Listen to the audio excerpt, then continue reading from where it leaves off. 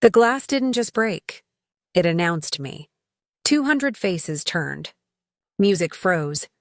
I am 73, and my new daughter-in-law shoved me hard enough to send me to the floor. The cut on my palm stung, but it wasn't the pain that hurt. It was my son's silence, phones lifted like a forest of small cold eyes. Someone laughed. Someone gasped. My handkerchief, my mentor's, slipped from my fingers and landed in the mess of champagne and crystal.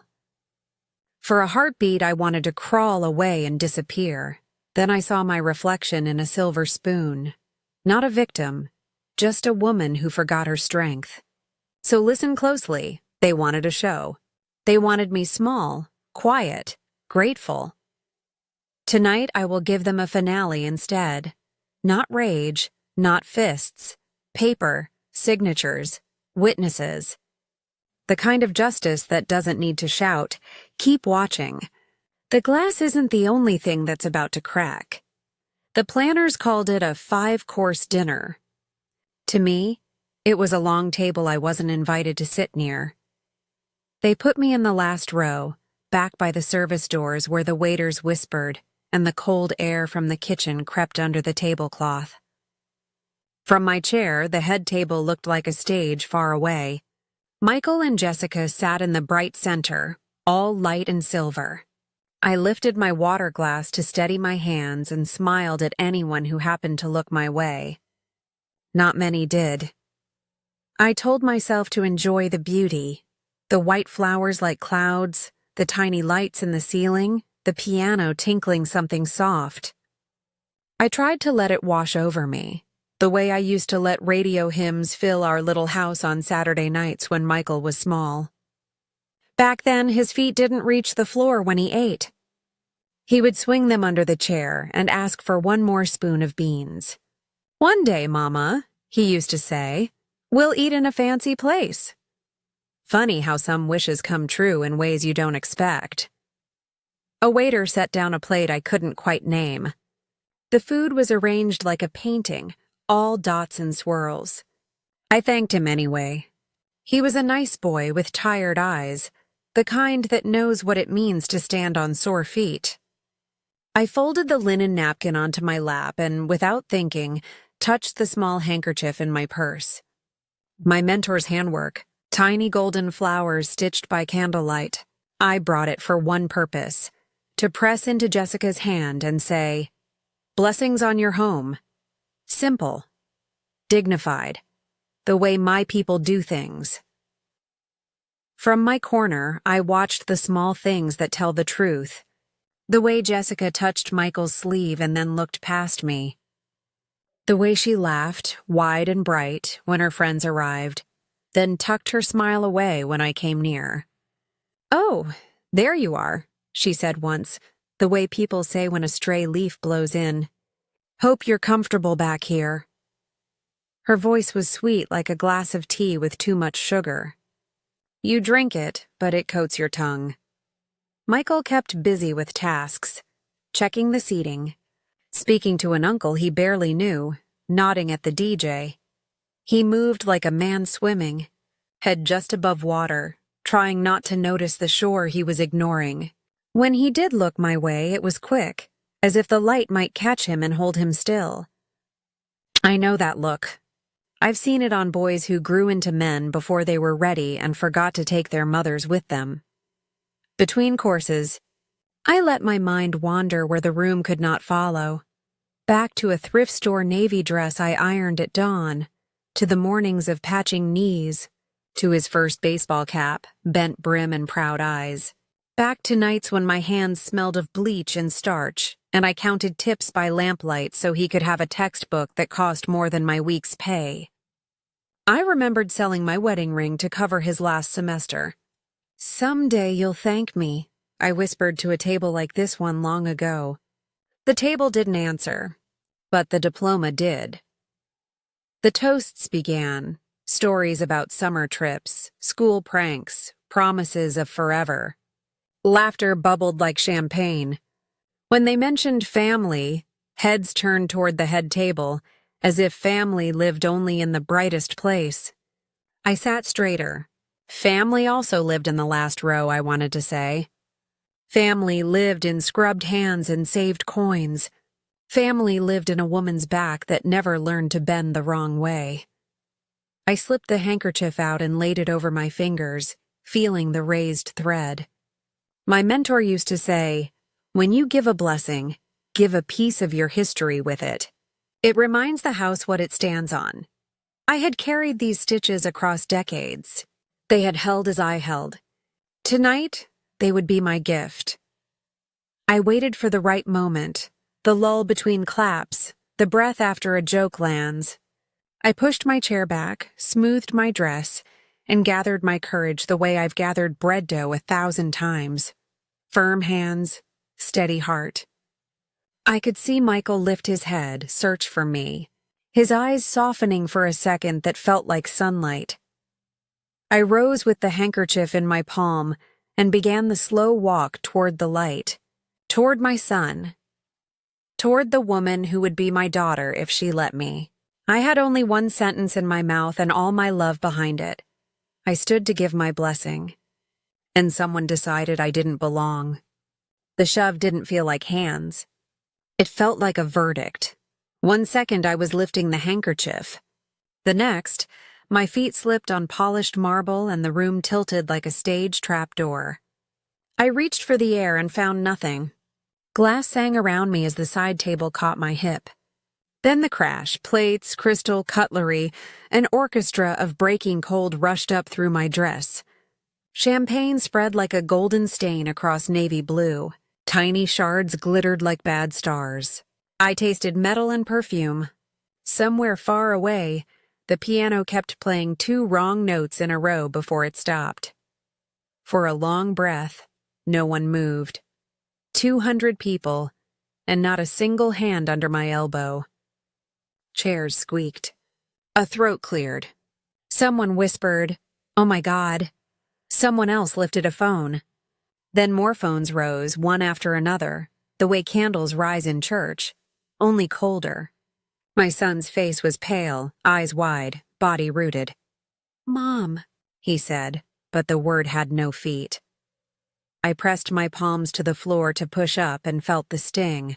Thin cuts, nothing serious, just enough to remind me I was still here. The embroidered handkerchief lay a few feet away, wet and trampled, its golden flowers dulled. Jessica smoothed her dress like a curtain and said to the nearest waiter, "Please clean this mess." That was the word. Mess. I stood by myself. I have practice. I've been standing by myself most of my life. My legs shook, but they held. I looked at the faces nearest to me, the ones the camera phones would capture first. Shock, pity, a few tight mouths that enjoyed the spectacle more than they should. I memorized them the way I used to memorize prices at the market. Somewhere inside, a quiet door closed. Another one opened. I walked. Out past the flowers. Past the long tables. Past the last row that had been my island. Outside, the night air smelled like wet pavement and roses. I didn't cry at first. I just breathed, counting to 10 the way I taught Michael when he was little and angry at the world. "Ma'am? Emily?" I turned. A young waiter jogged toward me, tie crooked, hair damp with effort. I knew his face. Tyler, the polite one who refilled my water without being asked. I'm sorry," he said, voice careful, as if words might break too. "You should see this." He held out his phone. His hands were shaking. On the screen, there I was in terrible clarity, raising the handkerchief, the shove, the fall, the stillness, the phones. But Tyler didn't show me. He slid the time bar back and froze the frame on the crowd. "Look at them," he said softly. "Look at their faces." He pinched to zoom, an older neighbor with her mouth open, fury under her lipstick. Mr. Johnson from the hardware store, jaw tight, eyes flashing. Jessica's cousin, not smiling, not clapping, just staring like she'd seen enough. In the reflection of a glass, you could even catch Michael's profile. Small, afraid, Still, they're witnesses, Tyler said. Not just watchers. The word landed like a tool in my hand. Useful. Solid. He swiped again. Another angle from another guest. The shove looked worse from here, so clear you could count the fingers. The audio caught Jessica's voice. You ruined my wedding. It caught the waiters moving with brooms while I sat on the floor. It caught my son saying, Mom, sit down, like I was a child.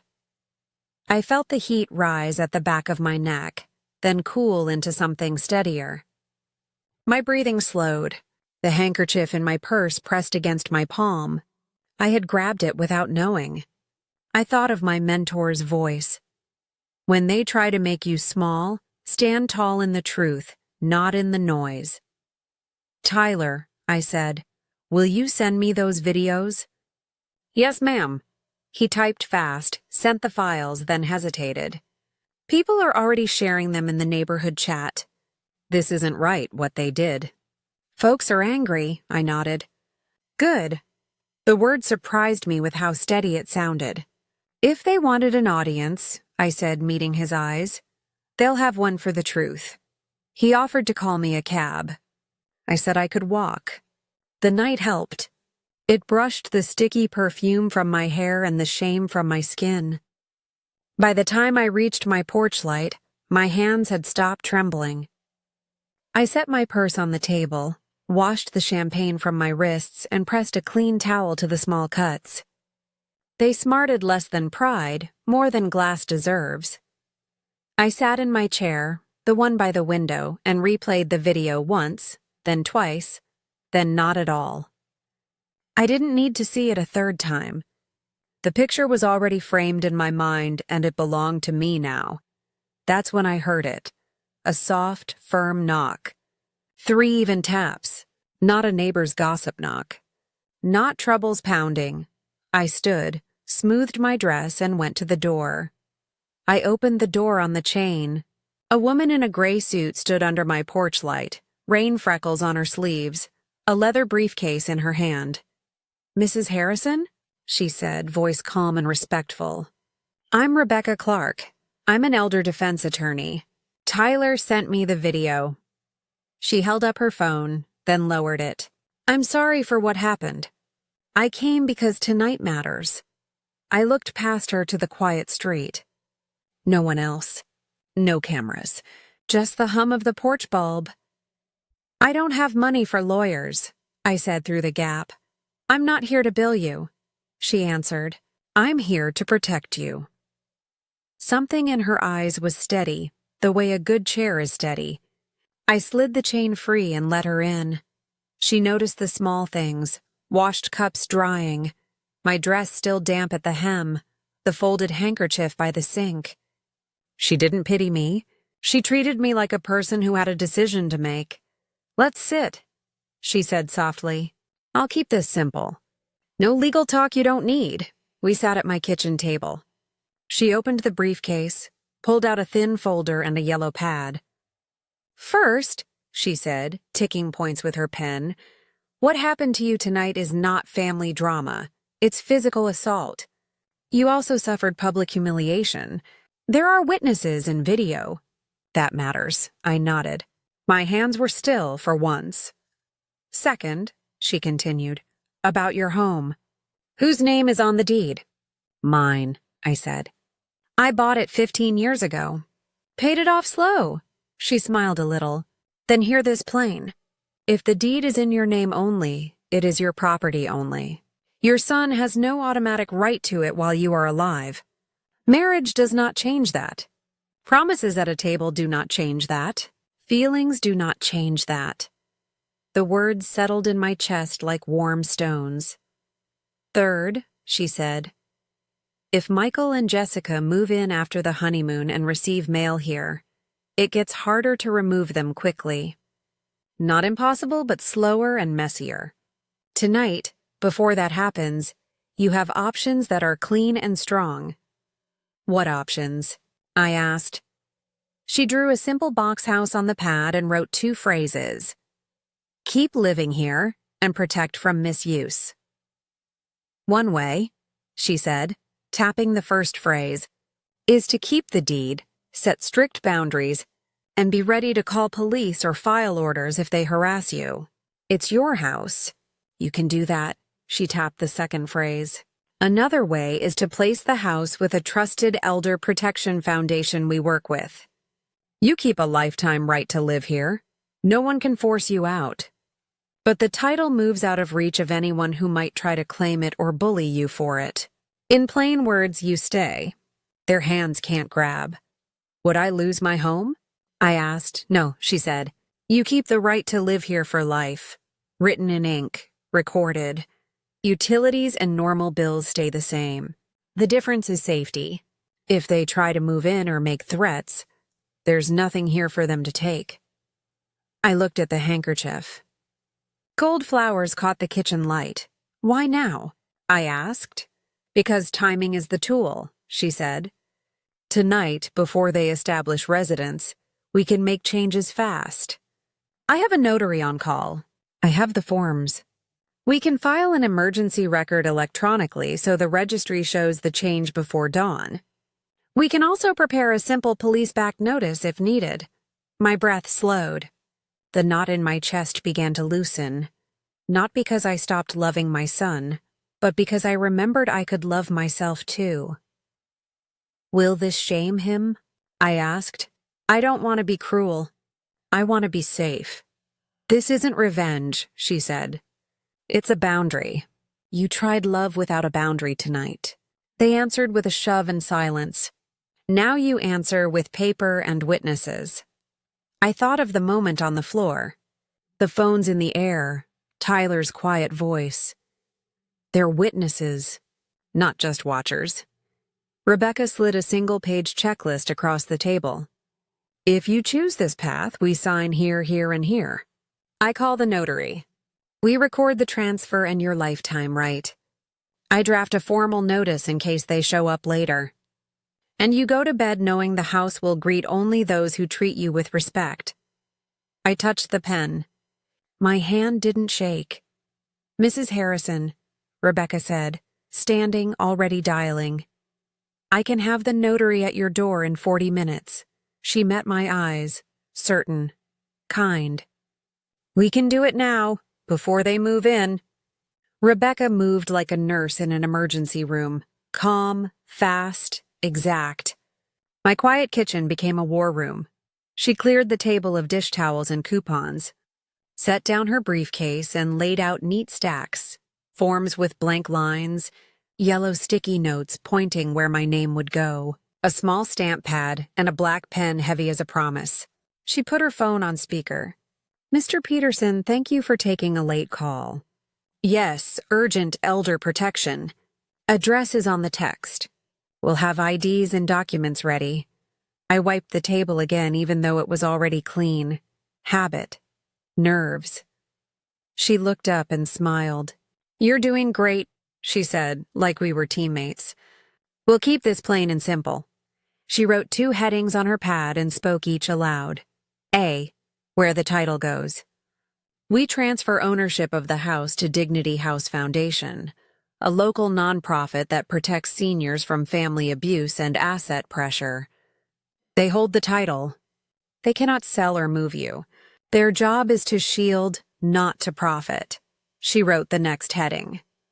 B, what you keep forever.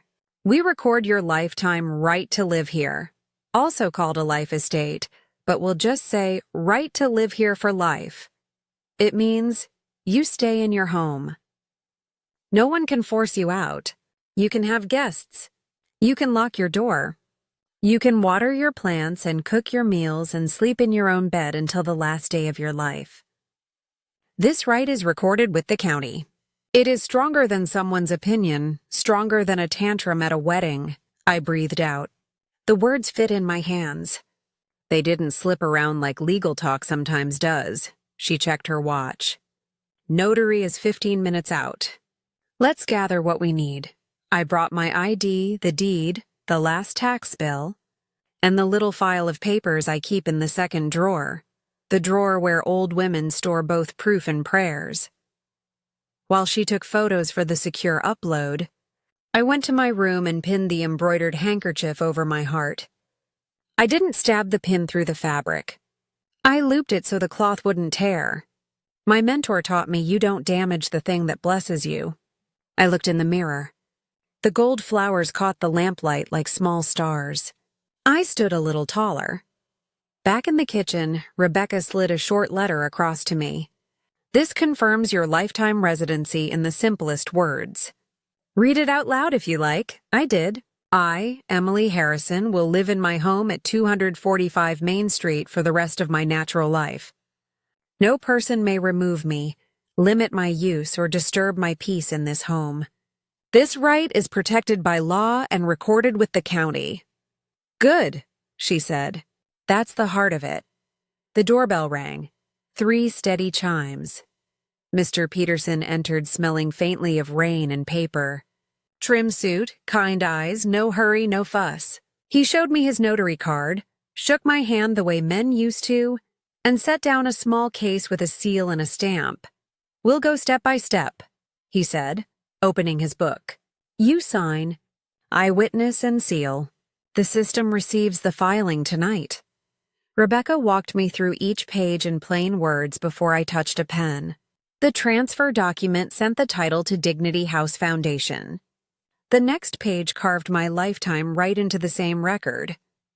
A 2-line notice authorized Rebecca to deliver copies to any person who tried to claim space or control here. There was even a simple letter to the foundation. I am staying. I am safe. Please accept this home to guard it for me. Any questions? Rebecca asked. 2, I said. Do I still pay my light bill? Yes. And can I still hang laundry on the line if the sun is good? Yes, she said, smiling. It's still your home. Something in me eased like a knot letting go. I thought of Michael's small shoes swinging under a kitchen chair, of the promise he once made that this would always be my house. Promises from people change. Paper with a seal does not. Mr. Peterson inked his stamp. The clock hummed. The porch light buzzed. Somewhere outside, a dog barked once and then was quiet again. Rebecca slid the final page toward me and placed the pen where my fingers already waited. Her voice was soft but sure. Sign here, and you'll never be disposable again. The first signature took the longest, not because my hand shook. It didn't, but because I let myself feel every letter of my name. Emily. The way I used to write it on permission slips and school notes. The way I wrote it on loan papers when the bank manager didn't think I'd pay. I signed and Mr. Peterson pressed his seal. A firm click. Red ink bloomed like a small sunrise on the page. Then the next signature. And the next, we moved steady, page by page. Rebecca read each line in plain words before I touched the pen. This moves the title. Sign, click, red seal. This records your right to live here for life. Sign, click, red seal. The clock on the wall hummed its slow song. My kitchen light threw a soft circle on the table like a stage where nobody could shove me again. At 11:32 p.m., Mr. Peterson lifted his head. Timestamp confirms the filing, he said, tapping his tablet. The county received it. It's official. I hadn't meant to cry. But the breath I'd been holding since the fall finally left me, and tears came quiet and clean. Not the hot kind that burn. The kind that wash relief arrived first. It slid over my shoulders like a shawl, warm, earned, familiar. I pictured my morning coffee in this same kitchen, no one telling me where I can sit, no one measuring my worth by how useful I am to their plans. I could almost smell it, strong and honest, the way I like it. Then grief took a chair. It sat across from me with my son's face. The boy who slept with a fever on my chest. The teenager who promised to take care of me when I was old. The man who watched me on the floor and said, "Mom, sit down," like I was the problem to be put away. I felt the ache of losing not a house, but the picture of a son I had carried for decades. Pictures fade when the truth steps into better light, Rebecca noticed. She didn't rush me. She poured tap water into my favorite glass with the chipped rim and slid it over. Both feelings can live here, she said softly. Safety and sorrow. You don't have to pick one. Mr. Peterson signed his last line, closed his book, and snapped his case shut. You did the hard part, he said with a gentle pride. The rest is paper traveling where it needs to go. He shook my hand and let himself out into the rain, leaving the smell of wet wool and a thin trail of night air that made the kitchen feel new. Rebecca checked her list, then dialed. Officer Miller? It's Rebecca Clark. We're filing the notice tonight. Are you able to meet us? She looked at me, eyebrows raised. I nodded. My heart beat a little faster, not from fear, but from purpose finding its feet. She turned the phone so I could hear the warm baritone on the other end. Yes, ma'am, he said. I can be there in 20. I'll draft the formal notification with the recorded details. Address, timestamp, registry number. When she hung up, we prepared a small packet. Certified copies with the fresh red seals, a simple cover letter in plain English, my lifetime residency statement. Rebecca added a one-page notice in bold type. Do not enter or claim residency. Owner retains lifetime right to occupy. Any violation will be reported. I went to my room and smoothed my blouse. The handkerchief still sat over my heart, gold flowers catching the light. I pressed my palm to it and whispered, "Thank you," to the woman who taught me how to stitch and stand. A knock sounded, two quick, one firm. Rebecca opened the door to a tall man in a navy jacket, badge catching the porch light. He removed his cap before stepping inside. Officer Miller, he said, offering his hand. His grip was steady, respectful. He read the packet, jotted the registry number, and slid the notice into a thick envelope. We'll do this properly, he said. No raised voices. Just facts. I picked up my purse. It felt lighter than it had in years. Rebecca met my eyes. Ready? I looked once around my kitchen, the little room that had seen so much of our life. Then I squared my shoulders. We deliver it tonight. Tyler waited by the glass doors like a lighthouse, small, steady, exactly where we needed him. He caught my eye, gave a quick nod, and pushed the handle. The ballroom air spilled out. Sweet flowers, tired perfume, the last fizz of a long party. We stepped in the way Rebecca had planned. Tyler first to clear a path. Me at the center, Rebecca on my right with the briefcase. Officer Miller behind us in his navy jacket, cap tucked under his arm. We didn't hurry. We didn't sneak. We walked like people with a reason. Conversations thinned in waves. A laugh cut itself short. The violinist slid off a note and stopped. The DJ's hand floated over the fader, then eased the music down until you could hear shoes on carpet and the soft roll of a bus tub on its little wheels. 200 heads turned the way wheat turns when the wind decides. I felt the same marble under my shoes, but it didn't tilt now. It held. Phones rose again, neat and shiny, the same small cold eyes from before. Only this time I wasn't the accident they were waiting to devour. I was the person they had come unknowingly to hear. Faces came into focus as we passed. Mr. Johnson from the hardware store, mouth set like a good clamp. My neighbor with fury hiding under her lipstick. Jessica's cousin, watching like a woman who has decided not to lie to herself anymore. Tyler walked us through the aisle that wasn't there earlier, but opened now, the way doors open when you stop asking permission. He led us to the dance floor, empty, polished, bright as a stage. Rebecca took half a step closer to me, a quiet anchor. Officer Miller positioned himself where everyone could see his badge without him saying a word. I could feel my pulse in my wrists, quick but even. The handkerchief lay warm over my heart. I rested my palm on it for one breath, then let my hand fall to my side. My voice was ready. It was the same voice that read bedtime stories over the hiss of a space heater. The same voice that told Foreman I needed another shift. The same voice that taught a little boy to apologize, mean it, and do better. Michael stood at the bar, a glass in his hand he didn't lift. He looked tired, older than morning, smaller than the suit they tailored for him. When our eyes met, his mouth opened, then closed. Jessica had the bouquet again. It shook a little. Her smile didn't. The DJ, bless him, read the room and set a handheld mic on the edge of the stage like he was offering water to someone who'd walked a long distance. I stepped forward. He reached out first, gentle, respectful, and placed the microphone in my hand. It had the weight of something that could be misused. I held it like something that could be used right. "Ma'am, would you—" He started, unsure. "Yes," I said. My voice carried without the mic, but I turned it on anyway, so the back row would hear what the front row had learned to ignore. A few people shifted, embarrassed for me in advance, the way people get embarrassed when a person they underestimated refuses to disappear. I looked at them the way I look at weeds I've already decided to pull.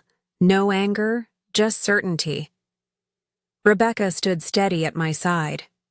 I felt her presence the way you feel the edge of a good table. There if you need to put weight on it. Officer Miller glanced at the envelope, then at me, ready for his turn. Tyler took a small step back and lifted his chin as if to say, "It's yours now." I lifted the microphone. The room settled into the kind of silence that knows what's coming will be remembered. "Good evening," I said, and my voice was clear as cut glass. I let it reach the back wall, the last table, the doorway where I used to be an afterthought. I'm the groom's mother. I didn't raise my voice. I didn't need to. "Earlier tonight," I said, I stood to give a blessing. I lifted the handkerchief so the gold stitches caught the light. I was pushed to the floor. 200 people saw it. Many recorded it. My son did not help me up. No drama, just facts laid flat like bread on a board. I came to say two things. First, I will not live small in my own life. Second, the house at 245 Main Street will not be a reward for cruelty. I nodded to Rebecca. She stepped forward, opened her briefcase, and held up a clear sleeve with red-sealed copies inside. "Originals on me," she said, steady and plain. "Transfer recorded at 23:32 hours. Title now with Dignity House Foundation. Mrs. Harrison retains the right to live there for life. That right is recorded. Certified copies available." Murmurs moved through the room like wind through leaves. Officer Miller took his place beside her, unfolded a thick envelope, and read from the notice in a voice that carried without strain. Formal notification to Michael Harrison and Jessica Harrison. Property, 245 Main Street. Registry number, 2025-09-21-2332-DH. Title holder, Dignity House Foundation. Life residency reserved to Emily Harrison. Effective immediately. Any attempt to enter, occupy, claim residency, intimidate, or harass will be documented and may result in removal or charges. He lowered the page, not unkind. "This is an official notice." For a heartbeat, no one spoke. Then Jessica's laugh cracked like thin ice. "You can't do that," she said, too bright. "That house was always the plan. Michael told me—" Her voice tripped, then jumped to a higher rail. "She's confused. She's old. This is elder abuse from some charity scam and a fake lawyer. Someone call security." Rebecca didn't take the bait. She slid a second document against the light so the seals flashed, then returned it to the sleeve. "Bar number is on file. You're welcome to verify," she said smoothly. "Tonight we are only serving notice." Jessica's bouquet shook. "Michael, say something," she hissed. Fix this. Right now. Michael left the bar, moving slowly like a man crossing a river he can't judge the depth of. He stopped a few feet from me, hands open, eyes red. "Mom," he said softly, voice close to breaking. "Please, not here. Let's talk in private. We'll figure it out. You didn't have to do it like this." I looked at my son, the boy I raised, the man I hoped for, the witness who chose to watch. I kept my tone gentle because truth doesn't need volume to be strong. "Michael," I said, "private talks end when public humiliation begins." His mouth closed. He swallowed hard. Someone in the back whispered, "Amen," the way church ladies do when a sermon lands. Jessica stepped toward me, finger up, eyes hot. "You are ruining our first night," she said, each word sharp. "You made a scene at my wedding. Now you're stealing our home? You're jealous. That's what this is." I let her words pass through me like smoke that finds no cloth to cling to. "This is not jealousy," I said. "This is a boundary." She turned to Officer Miller. "Arrest her," she snapped. "She can't just announce things." "I'm not here to arrest anyone, ma'am," he said, calm as an iron gate. "I'm here to deliver notice." Rebecca placed a small stack of certified copies on the edge of the head table, then stepped back. "These are for your records," she told them. "No need to sign tonight. You are informed." The room shifted. Older guests nodded, lips pressed in approval. A cousin looked at the floor. Mr. Johnson began a slow clap he didn't finish, like he knew this was not a moment for noise but for learning. Michael reached for me again, voice a whisper meant only for us. "Mom, please." I kept my eyes on his, soft but steady. "Private talks end when public humiliation begins." For a breath, the room held itself still, like a held note. Then the sound changed. Mr. Johnson from the hardware store brought his broad hands together once, twice. The clap was slow, respectful, not a cheer but a verdict. We saw. We remember. Others followed. Older women with wedding rings worn thin, men with shoulders that knew work. Not loud, not gloating. Just the sound a community makes when it recognizes something true. Miss Baker, my neighbor of 20 years, stepped to the edge of the circle. Her cane tapped the floor once for quiet. "I raised 3 boys," she said, voice steady as good timber. "And not one of them would keep his seat while his mother lay on the floor. That was shameful." She turned her eyes to Jessica without malice, only measure. "And you, child, there are ways to set boundaries that don't involve pushing a woman old enough to be your grandmother." A stir of agreement moved like a tide. From the bride's side, a young woman in a simple dress slipped forward, Sarah, the cousin whose face I'd seen in the videos, the one who didn't look away. Her hands trembled a little, but her chin didn't. "Miss Harrison," she said to me, and the miss felt like a small gift. "I'm sorry for what my cousin did. It doesn't excuse anything, but some of us weren't raised to think kindness looked like weakness. Tonight you taught us the difference." She turned to Jessica, eyes clear. "Cousin, I love you, but this was cruel." Jessica's smile cracked. She looked left and right for cover and found fewer friendly faces than she expected. That is how power flips, quietly, then suddenly. Near the back, the church ladies, hats and pearls and sensible shoes, stood together like a choir. One of them lifted her palm. "Respect is not old-fashioned," she said. "It's oxygen. Families don't breathe right without it." Another added, "A home is built with hands that scrub and save. You don't take those hands for granted." Rebecca didn't speak. She didn't need to. She stood still, letting the room teach itself.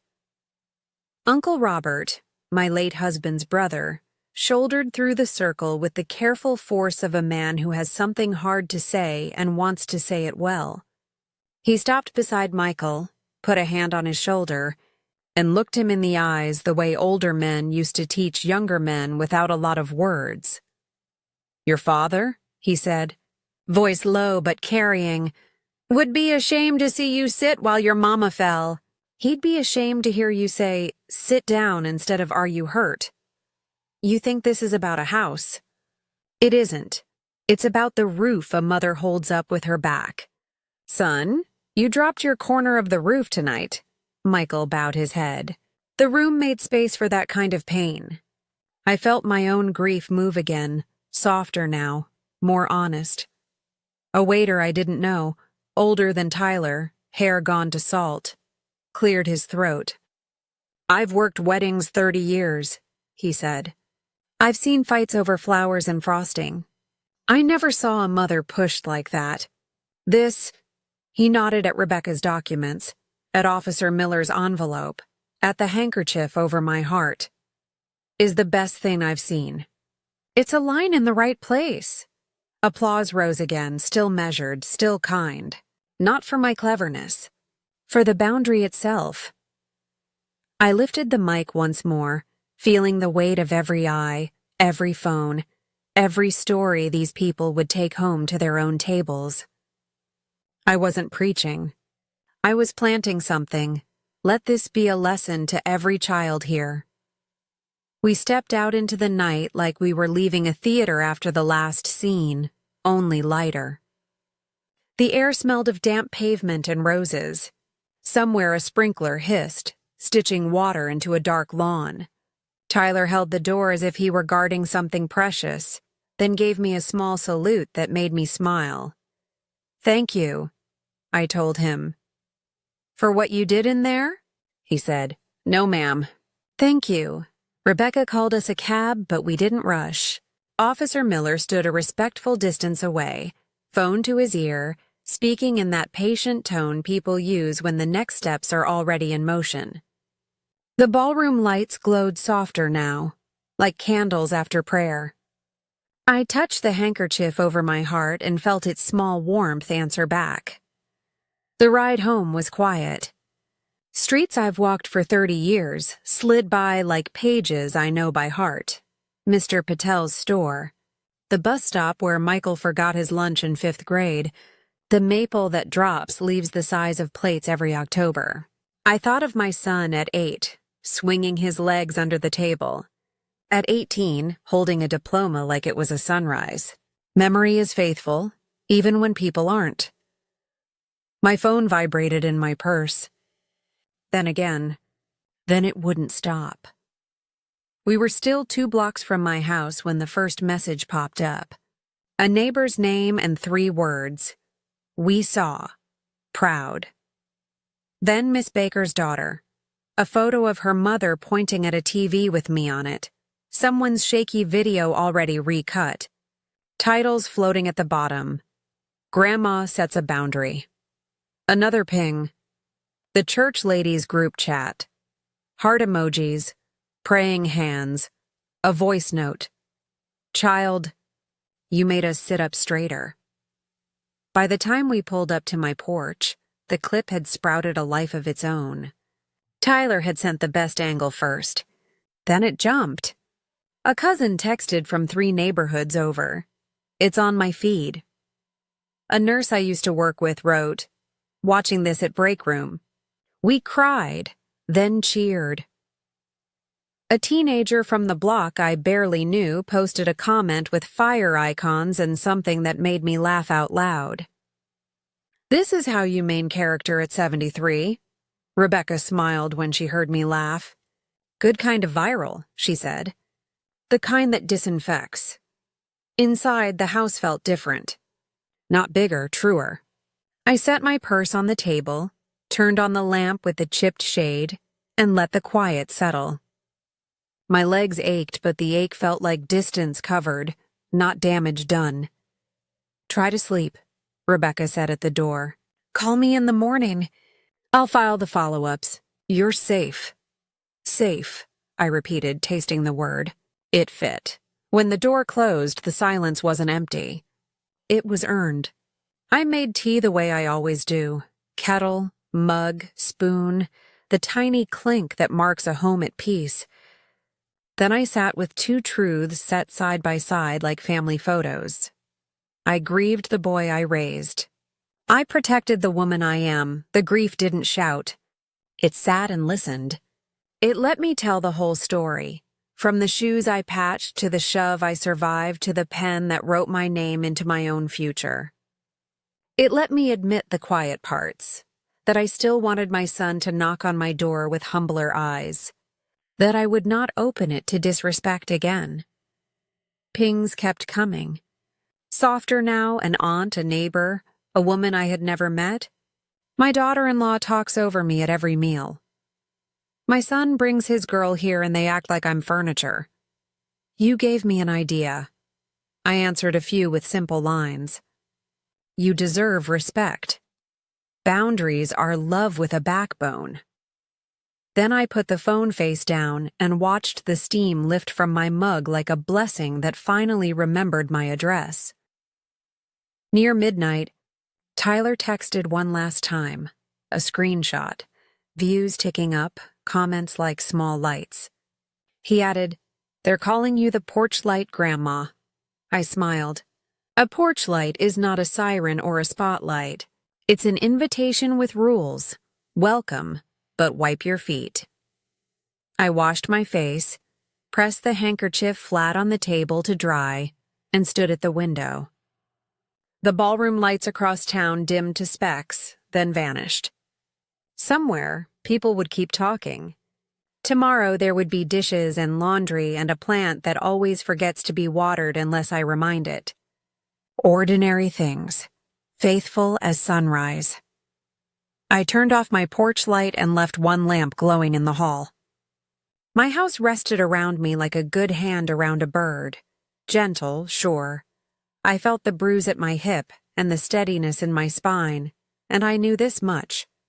Tomorrow won't hurt the same. Morning smelled like victory, fresh coffee and clean air through the kitchen window. The bruises spoke when I bent, but softly, like old friends who meant well. I poured the first cup, the way I always do. 2 spoons of sugar, a small swirl of milk, steam lifting like a prayer that finally knows where to land. The phone blinked on the counter. Messages from names I knew and names I didn't. I turned it face down and took a slow sip. Peace first, people second. On the second sip, the doorbell rang. 2 short, 1 polite. Miss Baker stood on the porch in her Sunday coat, cane planted, lipstick neat. Behind her, 2 church ladies I'd seen for years but never really met. Mrs. Alvarez with the perfect bun, and Sister Ruth with the smile that could break a fever. "Child," Miss Baker said, pushing past the word old like it was a chair in the wrong place. "We came to hug you before gossip tries to wear the same dress as truth." I laughed and opened the door wider. We sat at my table, the same table that held red seals last night, now holding mugs and a plate of sweet biscuits Sister Ruth produced from her bottomless purse. The kitchen filled with that human sound houses crave. Women talking, keys clinking, small silences that don't bruise. My daughter-in-law rolls her eyes when I correct her, Mrs. Alvarez confessed, eyes on her hands. I tell myself to ignore it. Then I go home and cry in the laundry room so the men don't see. Sister Ruth patted her wrist. "I let my boy keep me on a porch last Christmas," she said softly. "He had space in the living room, but his wife said it was too much energy for me." She smiled without heat. I didn't know I was noise. They told me their stories like laying out quilts, each square a small grief stitched to the next. No shouting, just truth with its coat off. The next knock brought Sarah, the bride's cousin, with a woman who moved like history, her grandmother. The old woman wore pearls gone buttery with time and held herself straight as a yardstick. Sarah carried a paper bag of pastries like a white flag. "Miss Harrison," Sarah said, voice steady, "we came to apologize. I can't return last night to you. but I can tell you were right." The grandmother nodded, eyes clear as winter sky. "My mother taught me a house stands on respect," she said. "We've been letting soft words cover hard ugliness. No more." We stood in my small living room where Michael's school pictures still hung. A boy grinning with 2 missing teeth, a teenager trying to tame a cowlick, a man in a suit he could not yet fill. The grandmother faced the frames and shook her head once, sorrow without drama. "When a son forgets the hands that lifted him," she said, "he forgets his own spine." We drank more coffee. We sorted small truths from big ones. We made a list, simple, plain. Do not excuse humiliation as just stress. Boundaries spoken calmly are not disrespect. If you're pushed in public, you may answer in public. Save receipts, dates, words, witnesses. When you say enough, say it with your back straight. At noon, Mr. Johnson knocked with a bag of nails and a new porch light. "Brighter bulb, same warmth," he said. He fixed the flicker with 3 neat turns and a twist. The light came on strong, washing my steps in honest gold. The women clapped like a small choir. We laughed at our own cheering. Between visits, I washed last night's cup, pressed the handkerchief flat, and pinned it back over my heart. The stain had lightened. The thread still shone. Things worth keeping usually outlast the mess that tries to mark them. By afternoon, the house had heard more courage than some churches on a holiday. Messages kept arriving. Nieces, neighbors, a nurse at the clinic playing my clip for an aunt who needed a push to leave a bad situation. Not my fame, not my story, just a door opening in other houses because I opened one in mine. Before they left, Miss Baker tapped her cane on my threshold, once, twice. "Let them talk," she said. "We'll live." I walked them out and stood on my small steps, the new light bright over our heads even in daylight. I looked at the path up to my door, the place shoes scuff, the place people learn how to enter. I thought of last night, of marble and microphones, of signatures and silence breaking like old ice. I thought of my son, his eyes, his smallness next to the size of what he'd done, and I let the grief sit beside the relief again without arguing. Then I said it, so the bricks could hear, so my bones would remember the sound. Respect begins at the door you refuse to be stepped on. Rebecca arrived just after lunch, hair pulled back, sleeves rolled once like she meant to work and not perform. She set her briefcase on the same kitchen table that had learned the weight of red seals and poured herself a glass of water without ceremony. As if our house had already decided she belonged on the side of the people who fix things. "Quick check," she said, opening the case. Plain words. Simple steps. She laid out 3 neat stacks. "Stack 1, copies," she said. "Certified duplicates of everything we signed, plus digital files on this flash drive. 1 set lives here in your drawer. 1 goes in a safe place with a friend you trust. 1 stays with me. If anyone questions your right to be here, you hold up paper, not anger. Stack 2, boundaries." She slid a single-page letter across the table in large type. "Do not enter without invitation. All contact by text only. You'll tape this on the inside of your door. If Michael or Jessica come by, you don't open to arguments. You read this through the door and you text me. If they pound, we log it. If they shout, we log it. Paper keeps time. Feelings lose track." Stack 3, calm routine. She smiled at my face, which said I didn't expect legal help to include breakfast.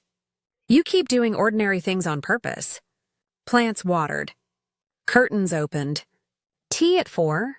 People in crisis forget to live. We don't let your body think it's still on a ballroom floor."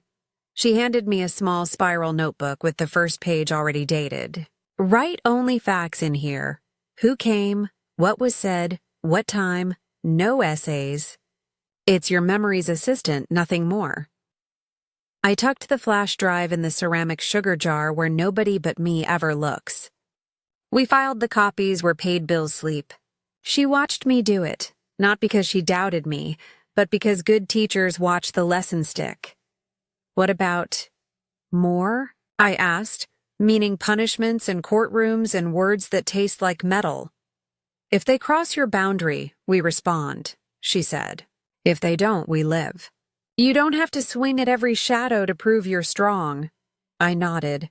The kettle clicked. I poured tea for us both, and the kitchen took a long, satisfied breath. While we drank, I unpinned the handkerchief from my blouse and set it in a bowl of warm, soapy water. The champagne stain lifted in slow halos, gold thread winking through the suds like small planets. I rinsed it gently and laid it on a white towel in the light. Stains faded. Stitches held. That felt like a sermon even I could sit through. Rebecca finished her tea and walked the rooms with me once, not as a prowler, but as a planner. Locks are good, she said. Windows latch. Porch light works better than most church committees. At the door, she added, If you need a small camera for the porch, I'll send Tyler to set it up. I smiled. He'll call it a mission. He'll call it Tuesday, she said, and we both laughed. At the threshold, she took my hand. One more thing. If your son comes alone and humble, you can speak outside, in daylight, with a chair between you and the door. If he comes with fury or with her, you do not speak. You are not a courtroom for people who won't honor the judge. After she left, the house felt like a chest that closes cleanly, hinges oiled, latch sure. I taped the boundary notice on the inside of the door, slid the notebook into the drawer beside a roll of stamps and a pack of birthday candles, and watered the stubborn plant in the window until the soil darkened like good news. The handkerchief dried on the towel, bright again. I pinned it back where it belongs, not as armor now, but as truth. I stood at the mirror a long minute. The woman looking back had the same lines, the same hair, the same hands. Only the posture had changed. Less apology, more home. I thought of Michael, the boy, the man, the space between them where I lived for years, and felt the old ache stir. I let it be. I set a chair for grief, but I didn't set a place at my table for disrespect. When the porch light clicked on against the late afternoon, I said what the walls already knew. I won't chase love where dignity must die. Morning puts a soft thumbprint on my kitchen window, the kind that makes green things wake up. I fill the watering can and talk to the plants like I always have, soft, ordinary words that teach a room how to breathe. The spider plant forgives me for the week I forgot it. The basil leans toward the light like a curious child. I trim the dead leaves the way you trim old habits, gently, but for good. The porch light still glows from last night, steady even in daylight. I leave it on like a promise with manners. Welcome, but wipe your feet. It isn't a beacon for anyone who wants to take. It's a seat saved for people who know how to sit. I wipe the counter. I fold the towel. I smooth the handkerchief and pin it back. Not like armor now. More like a heartbeat you can see. The stain has faded to a memory. The threads hold like truth holds when you let it. A knock. Two quick, then one playful. I know that rhythm already. Tyler stands on the porch with a paper bag of groceries and a grin that tries to behave and fails. Delivery, he says, lifting the bag like it weighs pride. You didn't have to, I tell him. I wanted to, he says. Also, Sister Ruth sent a note. If the boy forgets the eggs, send him back. He rolls his eyes and laughs. I laugh too, the kind that starts in your belly and surprises your mouth. It feels like a door opening from the inside. We unpack together. He puts fruit in the bowl, heavy and bright. I hand him a jar to find a place for, then watch him put it in the wrong cabinet with the confidence of a teenager who thinks shelves move when he asks. Not that one, I say. He blushes. I'm learning your map. You're doing just fine. I give him a cookie from the tin I keep for guests, and for days when guests are thin on the ground. He takes one, then another, pretending not to, and we pretend with him. We sit for a minute, the quiet kind that doesn't press. He looks around like a person trying to memorize the shape of safety. The video, he says, half a question. I know. I answer. Let it run where it needs to, he nods. People are proud. Even my grandmother texted. She said, tell that lady I stood up taller pouring my tea. That's enough for me, I say. It is. He shows me how to check the small porch camera Rebecca sent, where the recordings go, what button to press if I want to save a moment for later. Only if you want, he adds. I like knowing how, I say, and mean it. When he leaves, the house doesn't feel empty. It feels full in the right way, like a bowl after bread has risen, not like a room after a party. I sweep the floor, not because it's dirty, but because it's mine. I open the window and let in air with good manners. Somewhere a child laughs in the street. Somewhere a woman sings to the radio like she means the harmony more than the lead. I take the small notebook Rebecca gave me and write nothing at all today except the weather and the time the sun hit the basil. Some days the record is the piece itself. Evening leans in. I make soup that tastes like Sundays. I set one extra bowl on the counter. Not for my son, not yet, just for the idea that good company may come at the right hour with the right heart. The porch light stays on, quiet and sure. Home, I've learned, is not a prize you win or a paper you frame.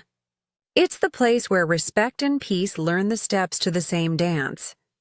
It's the smell of coffee that waits without judgment and the click of a lock you control. It's a handkerchief pinned not to defend you from the world, but to remind the world who you are in it. I sit in my chair, look at the door that will open only to people who know how to enter, and let the night settle kindly around my shoulders. They didn't lose a house.